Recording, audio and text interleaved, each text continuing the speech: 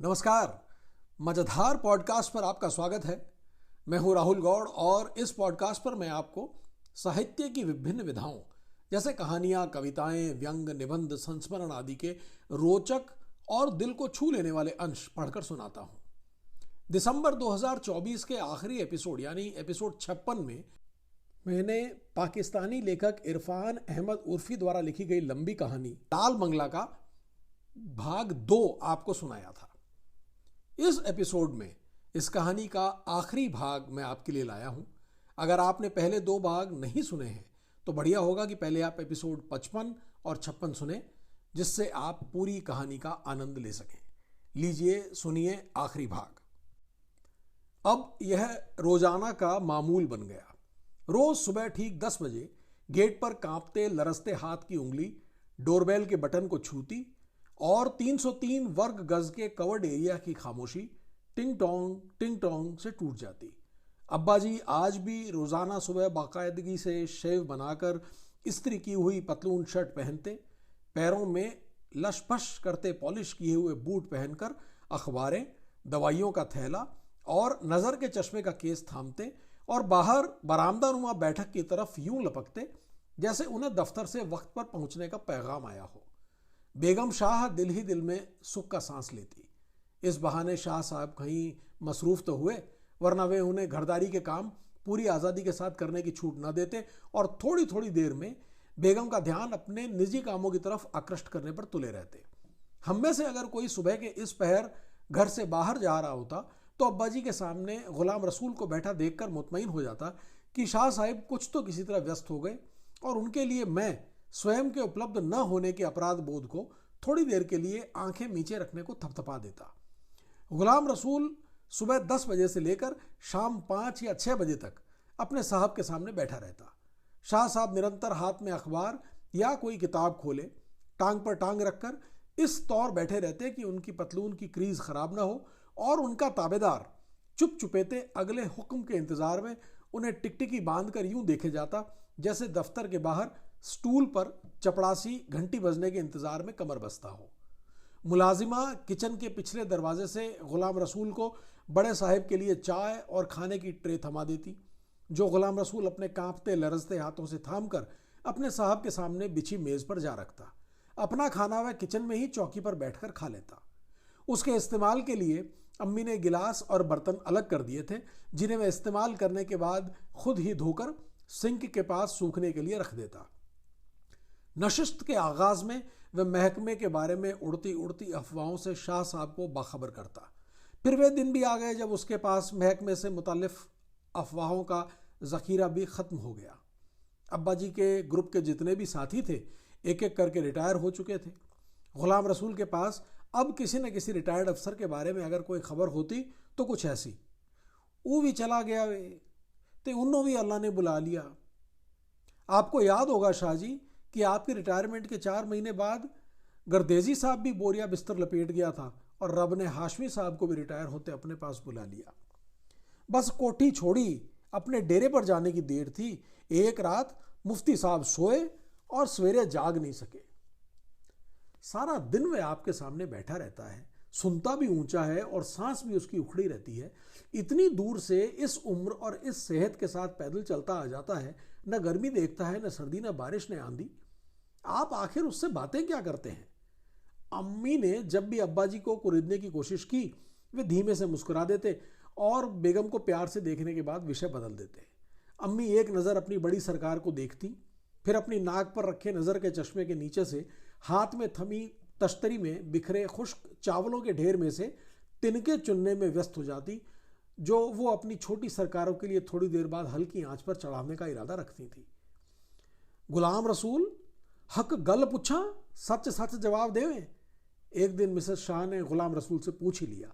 वह खाने की ट्रे लेने के लिए किचन के पिछले दरवाजे पर नमूदार हुआ तो अम्मी ने मौका गनीमत जाना और माँ बोली में अपने दीवान के बारे में पूछ लिया कि कहीं वो शाह साहब ने उसे तो नहीं दे दिया था। जवाब में गुलाम रसूल के बूढ़े चेहरे पर मुस्कुराहट पथराई रही। अंदाज़ा तो यह है कि उसके कमज़ोर कानों से मिसेस शाह की आवाज़ टकरा कर लौट गई होगी, इसलिए वह चुप साधे रहा। अलबत्ता उसकी खामोशी से अम्मी को यकीन हो गया कि उनका पवित्र दीवान गुलाम रसूल के ही क्वार्टर के किसी कोने में पड़ा दीमक का भोजन बन रहा होगा। बस फिर क्या था, उस दिन से गुलाम रसूल की आमद अम्मी को खटकने लगी। उन्हें लगता गुलाम रसूल ही वह आदमी है जिसने तख्त हथियाने के लिए उनको महल से बेदखल करके देश निकाले पर मजबूर किया था। कहीं कुछ था जो रिटायर्ड सिविल इंजीनियर को चुप चुपेते बता रहा था, वक्त कम है। वो गुलाम रसूल का दिन ब दिन सिकुड़ता हुआ पिंजर भी हो सकता था, जो मियाद पूरी होने पर अपने ऊपर से चुरमुर होती त्वचा की महीन सी तह तेजी से उतारे जा रहा था, जैसे खराब बनी हुई कमजोर दीवार से पलस्तर उखड़ने लगता है। या गुलाम रसूल के गांव जैसे इस्लामाबाद के बेआवाज रात दिन, जो पिछले 1 साल से कम रफ्तार वाली खैबर मेल की डूबती उभरती सीटी के बगैर गुजरते जा रहे थे। गुलाम रसूल की आमद भी अनियमितता बढ़ने लगी। अब वह कभी कभार ही शाह साहब से मिलने आता। जिस सुबह उसके लरसते हाथ की उंगली की पोर डोरबेल को न छूती, शाह साहब दिन भर बेद की कुर्सी पर बैठे अपनी उदासी और अंदर की बेचैनी के साथ बातें करते रहते। अगरचे वो अखबार, किताब, दवाइयों और ऐनक समेत बरामदे में ही दिखाई देते, लेकिन गेट पर होती हर आहट पर ऐनक के शीशों से ऊपर झांक कर उस तरफ देखते जरूर। कहीं गुलाम रसूल को कुछ हो न गया हो, वह इतने दिनों से आया नहीं। एक दिन मिसेस शाह ने धीरे से अपने शक का इजहार किया। पहले तो शाह साहब ने बेगम की इस चिंता को दबी दबी सी धीमी व्यंग्यपूर्ण मुस्कुराहट से टालने की कोशिश की, लेकिन फिर बेगम शाह के चेहरे पर मंडलाते संदेह ने उन्हें भी चौंका दिया। बेगम ने अपने सीने की ओर यूं हाथ बढ़ाया जैसे 2 हथौड़ा मारने लगी हो। क्वार्टर के सहन में बिछे दीवान पर एक बूढ़े की मैयत का मंजर गोया उनकी नजर के सामने घूम गया। हाय अल्लाह खैर करे, कुछ अता पता करे शाह साहब। उसकी बहू ने तो शुक्र किया होगा दिल ही दिल में, चाचा मगरोल था। लहजे में जो बेचैनी थी वह साफ बता रही थी। बेगम शाह की नजरें एक कमजात नीच औरत पर टिकी हैं जो सर पर ताज पहने किसी फिल्मी वैम्प की तरह गगनचुंबी कह कहे लगाती हुई दीवान पर आसीन है। कैरिज फैक्ट्री से लगी क्वार्टर कॉलोनी से गुलाम रसूल के जिंदा होने की तस्दीक करवाना मुश्किल तो नहीं था, लेकिन हम में से किसी के पास इतनी फुर्सत नहीं थी कि अब्बा जी की इस दबी दबी सी ख्वाहिश को उनका हुक्म समझते। अलबत्ता अब्बा जी ने गुलाम रसूल के ही मशवरे पर अमल करते हुए ऑयल रिफाइनरी के मैकेनिकल इंजीनियर छोटे शाह के सर पर सहरा बांधने की ठान ली। भाईजान की शादी खूब धूमधाम से हुई। जिस शाम हम दुल्हन को अपने साथ लेकर आ रहे थे, बारातियों में अब्बा जी के चेहरे पर जो खुशियां मेला जमा रही थी, ऐसी बसंत बहार इससे पहले हम में से किसी ने भी उनके चेहरे पर ना देखी थी। ऐसा लग रहा था कब्र में उतरने से पहले गुलाम रसूल ने कब्र खोदने वाले गोरकन के हाथ अपने साहब को यह पैगाम पहुंचा दिया था, यह आपकी जिंदगी का आखिरी सांस होगा शाह साहब, छेती छेती नबेड़ लो, आगे तो कब्र के अंधेरे हैं और कुछ भी नहीं। भाभी के आ जाने से घर में रौनक तो हो गई, लेकिन 330 वर्ग मुरब्बा गज के कवर्ड एरिया में यह एक और सदस्य का इजाफा भी था। अगर दुल्हन के हिनाई पैर रेलवे की कोठी जैसी लंबी चौड़ी रिहाइश की चौखट पर उतरते तो नवविवाहित जोड़े की शुरुआत के रंग कुछ और होते। उस विशाल बंगले में शाम ढलते ही आंखों देखे साक्षियों का अजाब झेलने की बजाय घर वालों को किसी मुलाजिम की जबानी पता चलता था कौन किस वक्त घर लौटा है, किसकी ख्वाबगाह के पर्दे गिर चुके हैं और किसकी ताबीर गाह में नाइट बल्ब अभी तक रोशन है। जहां हर उम्र, हर जेंडर के फर्द को मानसिक और शारीरिक तौर पर व्यस्क होने से पहले एक ऐसी व्यक्तिगत आज़ादी हासिल थी जिसमें वह किसी भी अनचाही ताका झांकी के बिना अपनी ज़ात के कवच को अपनी मनमर्जी से खुश ख्यालियों के सांचे में ढालता मिटाता रहता था। यह तो फिर नवविवाहित जोड़ा था। देश भर में बिछा पटरियों का जाल मंजिलों की ओर लेकर जाता तो था ही, लेकिन अब मंजिलें सरहदों और समुद्रों के उस पार से भी आवाजें देकर अपनी तरफ बुला रही थी। तेल के उद्योग में अपने पेशेवराना भविष्य का आगाज स्थानीय स्तर पर भाईजान ने कर तो लिया था, लेकिन इसी मैदान में अब उन्हें और ज्यादा खुशहाली और तरक्की की पेशकश करते हुए दूर देशों के रेगिस्तान पुकार रहे थे। यह वह जमाना था जब वैश्वीकरण का गॉडजिला अंतर्राष्ट्रीय मंडी को हड़प करने के लिए समुद्र की तह से सर निकाल रहा था और खुली अर्थव्यवस्था की आकर्षक सतरंगी मोरनी जेर जमीन खजानों पर कुंडली मारे सांपों को निगलने के लिए अपनी गर्दन तान चुकी थी। एक सिविल इंजीनियर बाप चाहता तो नहीं था कि उसका बेटा नजर से दूर हो, लेकिन उसे आज़ाद देश का पराधीन गणराज्य अपने डिग्री याफ्ता इंजीनियर बेटे के भविष्य के लिए इतना गौरवमय दिखाई न दे रहा था, जिसके सामाजिक और आर्थिक सुरक्षा के गुलामाना घेरे में खुद उन्होंने अपनी पेशेवराना जिंदगी गुजार के दम लिया था। लिहाजा शाह साहब ने बेटे को थपकी दी और छोटे शाह ने स्थानीय रिफाइनरी की मुलाजमत छोड़ अंतर्राष्ट्रीय रिफाइनरी में जा खिदमत करने की ठान ली। भाईजान ने पहली उड़ान मिडिल ईस्ट के जजीरों तक भरने की कोशिशें शुरू कर दी। इस बीच भाभी की कोख में एक और जिंदगी ने करवट भरी और कुछ ही अरसे बाद पोते की सूरत में नन्हा मुन्ना सा खिलौना अपने दादा अब्बू के बाजुओं में हिलारे लेता हुआ उनकी गोद गीली करने लगा। इस दौरान गुलाम रसूल हमारी गली में फिर कभी दिखाई न दिया। पता नहीं आखिरी बार मिसेस शाह ने किस तफ्तीशी और संदेह भरे लहजे में अपने लापता तख्त के बारे में पूछगछ की थी, जो उसके बाद गेट बेल के बटन को फिर किसी भी कांपती लरजती उंगली की पोर ने छूने का दुस्साहस न किया। महीने गुजर गए। नाम मात्र के बरामदे की बेरौनकी बढ़ती चली गई। आरामदेह बेदी कुर्सियों पर पहलू बदलती धूप छांव उस निर्जन स्टेशन के प्रतीक्षालय के फर्नीचर पर जमी धूल जैसी थी, जहां दूर पास किसी भी ट्रेन के आगमन की उम्मीद न हो। अगरचे गुलाम रसूल घर के गेट से अंदर दाखिल होता तो हमें फिर कभी नजर न आया। अलबत्ता कॉस्मोपॉलिटन शहर के चमकते दमकते लश पश करते 5 स्टार होटलों में आयोजित सेमिनारों, कॉन्फ्रेंसों के दौरान और डिप्लोमेटिक एनक्लेव में राजदूतों की सरकारी और निजी महफिलों के नीम अंधेरों नीम उजालों में मुझे उसका जिक्र सरगोशियों में अक्सर सुनाई देता। मुझे लगता दुनिया की हर वह विकसित संस्था जिसके दिल में तीसरी दुनिया के बज़ाहिर आज़ाद मगर पिछड़े नागरिक को उसके अस्तित्व का हक बांटने का दर्द है, वह अपने स्थानीय खातादारों के साथ गुलाम रसूल जैसे लाखों करोड़ों गुलाम दीनों, मुलाजिम हसीनों और गुलाम बादशाहों की सामाजिक खुशहाली के ठोस मंसूबे पर सर जोड़े बैठी है। कोई गुलाम रसूल उनकी नेक नियति की भेंट चढ़ा या नहीं, अलबत्ता उन महफिलों में तैनात बार टेंडर स्थानीय खातादारों के लिए अत्यंत विश्वसनीय बूटलेगर बनकर जरूर तरक्की पाते गए। शाह साहिब को शायद पता था दुनिया में यह उनका आखिरी दिन था। सुबह से लेकर शाम तक बरामदे में बिछी कुर्सी पर कमर सीधी किए गेट पर नजर टिकाए यूं बैठे रहे गोया थोड़ी ही देर में उठकर कहीं जाने को है। नजर का चश्मा केस से न निकला। तह किया हुआ अखबार गोद में धरे के धरे रहे, एक पन्ना भी न खुला और दवाइयों के थैले में से सिर्फ उस गोली को थोड़े अंतराल से जबान के नीचे रखते रहे जो दिल की तंग होती रगों में से कठिनाई से गुजरते खून को पतला करने में मदद देती है।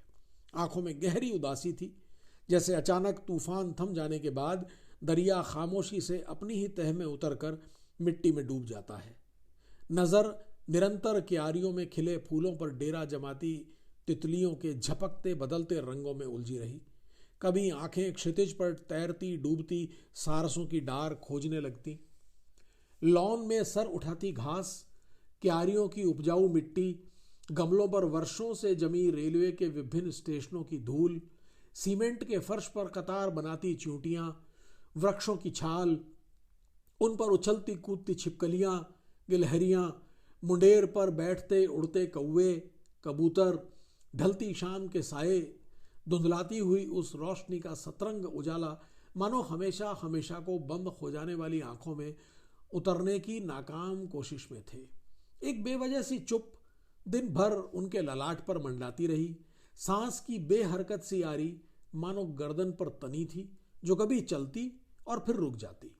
दूध पीते पोते से यूं नजर चुराते रहे जैसे कुछ दिन पहले स्लेट पर खींची लकीर डस्टर से मिटाते हुए उसे विस्मृति सिखा रहे थे। गेट पर निरंतर नजर जमी थी। पता नहीं चल रहा था गुलाम रसूल का इंतजार कर रहे हैं या फिर हिजरत कर जाने वाले बेटे की जुदाई के सदमे से भयभीत हैं। अगले रोज ही दिन भाईजान की फ्लाइट थी और वे हम सब के भविष्य की उज्ज्वलता खोदने मध्य पूर्व के कुओं में जल्द से जल्द उतर जाने के दर पे थे। सुबह से अपने छोटे छोटे ढेर से काम निपटाने की गरज से ड्राइववे में से कार निकालते और फिर थोड़ी ही देर में अचानक वापस घर आ जाते, जैसे फिर कुछ करने को भूल गए हों, और फिर किसी और काम से दोबारा बाहर निकल जाते। ऐसा लग रहा था कि मध्य पूर्व के ऑफ शोर्स में तेल के कुएं खोदने को तिरछे और तेज औजार उन्हें इसी इलाके से साथ लेकर जाने हैं। रसोई में मिसेस शाह दिन भर नौकरानी के साथ व्यस्त रही। बेटे के सम्मान में अलविदाई डिनर का खास एहतमाम था। किसी के पास भी शाह साहब के पास बैठकर उनकी खामोशियां सुनने समझने का वक्त नहीं था, और वे भी शायद उस रोज अपने ऐसे हर हक से हाथ उठाए बैठे थे। जिंदगी भर बेटे की जवानी में अपनी बची खुची जिंदगी जीने का जो ख्वाब देखा था, आज वह ख्वाब दूर समुद्र के उस पार जुदाई की मरुभूमियों में टिमटिमाता दिखाई दे रहा था। एकड़ों में फैली सरकारी कोठी ने जिन चेहरों और क्रियाकलापों को एक दूसरे से ओझल कर रखा था, अचानक नजर के सामने उन दीवारों की मानिंद आन खड़े हुए थे जो आसमान तक जाती थी। कौन दीवारों से सर टकराता? मेरे पास बैठोगी नहीं? शाम होते ही जब वे बरामदे से वापस कमरे में आए तो उन्होंने इल्तजा भरे लहजे में बेगम से कहा, आप देख नहीं रहे हैं मेरे हाथ? अम्मी ने झुंझलाते हुए कुकिंग ऑयल में लबड़े अपने मसरूफ हाथ दिखाए। आपके ही हुक्म पर बेटे की फेयरवेल में मसरूफ हूं शाह साहब, या नौकरों की फौज नहीं है जिसे हुक्म दूं और दावत का सामान मेज पर चुन जाए। आपके पास बैठने की फुर्सत नहीं है। लगता है आप जहनी तौर पर अभी तक रेलवे की कोठी से निकले नहीं। बेगम का जवाब सुनने के बाद यूं सांप सूंघ गया जैसे अपनी जेर निगरानी डिवीजन में चलती ट्रेन के पटड़ी से उतर जाने की खबर सुन ली हो। उठकर कमरे में बेचैनी से चहलकदमी करने लगे। बाएं बाजू को कभी क्लॉकवाइज और कभी एंटी क्लॉकवाइज फिजा में घुमाने लगे। जेब में से जबान के नीचे रखने वाली गोली एक बार फिर निकाली और बेड पर बैठते हुए धड़ के बाएं हिस्से की तरफ इशारा किया और बेयकीनी से भीगे लहजे में मुझसे याचना की कि कहीं ऐसा न हो कि मैं भी व्यस्त होने का बहाना करके इनकार कर दूं। यहां दबा दोगे थोड़ा सा? अगले ही लम्हे उनका बायां बाजू मेरे हाथ में था। अभी मैंने मुट्ठियां भरी ही थी कि मेहनती माहिर तामीर का सर पीछे को ढलका। एक जानलेवा जम्हाई लेने के बाद आंखें ऊपर को उठ गई और मेरे देखते ही देखते वे खामोशी से चिर निद्रा की अनदेखी ढलवान में जा लुढ़ गए। ठीक 10-15 रोज बाद सुबह 10 बजे 330 मुरब्बा गज के कवर्ड एरिया में डोरबेल की कांपती लरसती टिंग टोंग ने हम सब की सिट्टी पिट्टी गुम कर दी। ओह, उसे तो बताना भूल ही गए।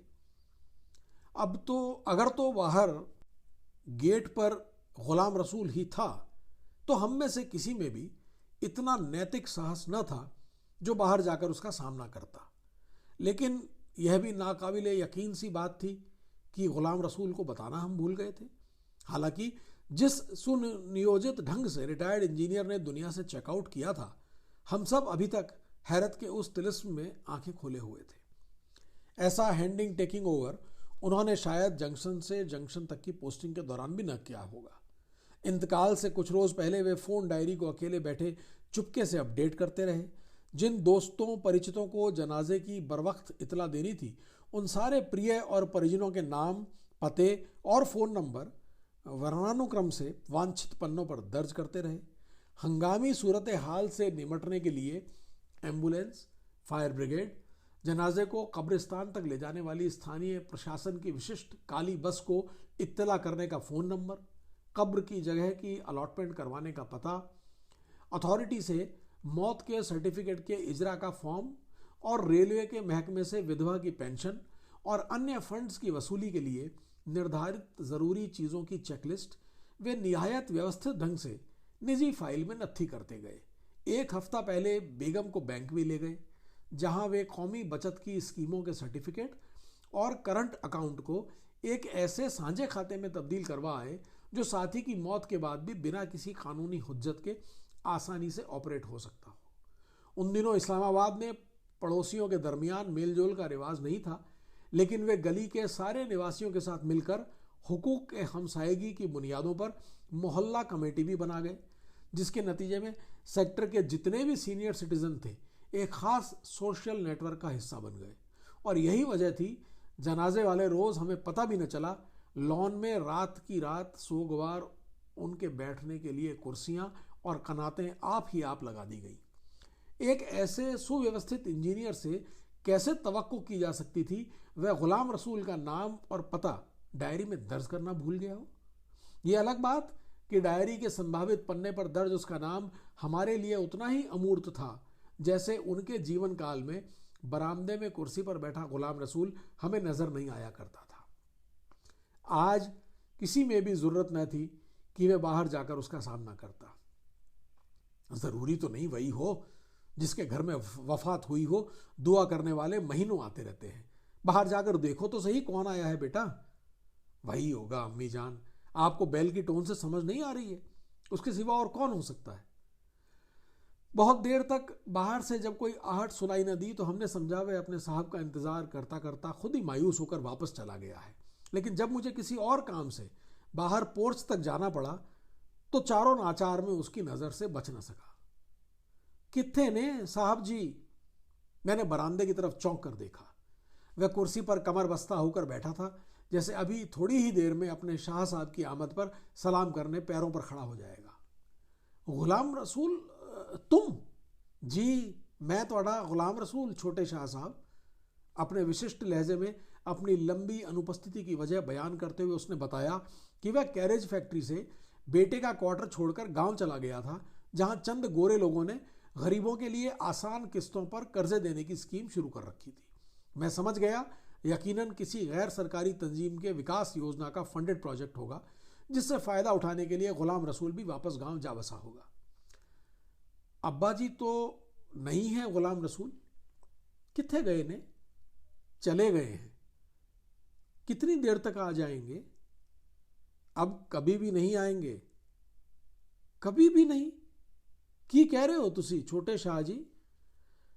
हाँ गुलाम रसूल, अब्बा जी गुजर गए हैं। मैं उसके सामने किसी मुजरिम की तरह कटहरे में खड़ा अपनी नालायकी का एतराफ कर रहा था, लेकिन वह मेरी इत्तला की प्रतिक्रिया में बिन दांतों वाला अपना मुंह खोलकर हंसने लगा। मजाक नहीं कर दे यो जया। गुलाम रसूल जैसे खुद को यकीन दिलाने की कोशिश कर रहा हो। हंसते हंसते अंदर को धंसी उनकी आंखों में नमी भी उमड़ आई। टूटे फूटे लहजे में वो जो कुछ भी कह रहा था उसका मतलब जो मुझे समझ आया वो कुछ ऐसे ही था। वो मुझे बगैर बताए कहीं भी नहीं जा सकते थे। मैंने ही अपने हाथों से उन्हें नहलाना धुलाना था। अरे वो तो गोरा साहब थे। गोरा साहब, आपको क्या पता ऐसे गोरे शाहों को कैसे रुखसत करते हैं। मैं कैसे मान लूं वो चले गए हैं? अगर बड़ी सरकार कहीं नहीं गई और पलट कर हमारे खेत खलियानों तक फिर आ गई है तो छोटी सरकार कैसे जा सकती है? झुर्रियों से भरा उसका चेहरा मजीद चुरमुर हो गया। मुझे कुछ समझ नहीं आ रही थी कि वो रो रहा था कि हंस रहा था। नहीं गुलाम रसूल, मैं सच कह रहा हूं, मजाक क्यों करूंगा, और वो भी तुमसे। लेकिन गुलाम रसूल न माना। वह उसे मजाक ही समझता रहा, हंसता चला गया। अंदर से अम्मी की आवाज़ आई। यकीनन वो उसके लिए कोई शरबत लेकर दरवाजे की ओट में खड़ी थी। जब मैं अंदर गया तो अम्मी के हाथ में इस्त्री और तह किए हुए कुछ कपड़े थे जो एक फूलदार चादर में लिपटे थे, जिसे मैंने हमेशा दीवान पर बिछा देखा। उस तख्तपोश में तस्बीहें, रहल, जुज़दान, गाव तकिए के गलाफ और बेद का पंखा भी था। इसमें तुम्हारे अब्बा जी के 2-3 जोड़े भी हैं जो उन्होंने कभी नहीं पहने। मैंने ख़ास मौक़ों के लिए सिलवा रखे थे, तुम तो जानते ही हो। उन्होंने ज़िंदगी भर नेकटाई और सूट ही पहना। ये पजामे कुर्ते गुलाम रसूल जुमे के जुमे पहन लिया करेगा। जैसे ही गठरी थामे मैं बाहर आया, गुलाम रसूल वहां नहीं था। मैंने गेट से बाहर चंद कदम गली और मुख्य सड़क पर भी नज़र दौड़ाई, वह मुझे कहीं दिखाई न दिया। फिर इस ख्याल से कि किसी रोज़ कैरिज फैक्ट्री की क्वार्टर कॉलोनी में जाकर मिसेस शाह की अमानत उसे दे आऊँगा, मैंने इस पल उसका पीछा करना मुनासिब न समझा। नहीं जानता था उस दिन के बाद मुझे ज़िंदगी में फिर कभी भी कैरिज फैक्ट्री जाकर उसे ढूंढने की फुर्सत न मिलेगी। और आज मैं जब भी किसी गोरा कब्रिस्तान के पास से गुजरता हूँ, पता नहीं क्यों मुझे लगता है गुलाम रसूल ज़मीन में गड़ी किसी सलीब के साये में औंधे मुंह पड़ा अपने पीर और मुर्शिद की याद में आंसू बहा रहा होगा। लीजिए, ये कहानी लाल बंगला का आखिरी भाग मैं यहाँ ख़त्म करता हूँ। आशा करता हूँ कि आपको ये कहानी पसंद आई होगी। ये एपिसोड ख़त्म करने से पहले मेरी एक इल्तिजा हर बार की तरह कि इस पॉडकास्ट को अपने लिस्टिंग प्लेटफॉर्म पर रेट ज़रूर करें और पसंद आए तो फॉलो करें और शेयर भी करें। चलिए किसी अगले एपिसोड में आपसे फिर मुलाकात होती है, तब तक के लिए नमस्कार।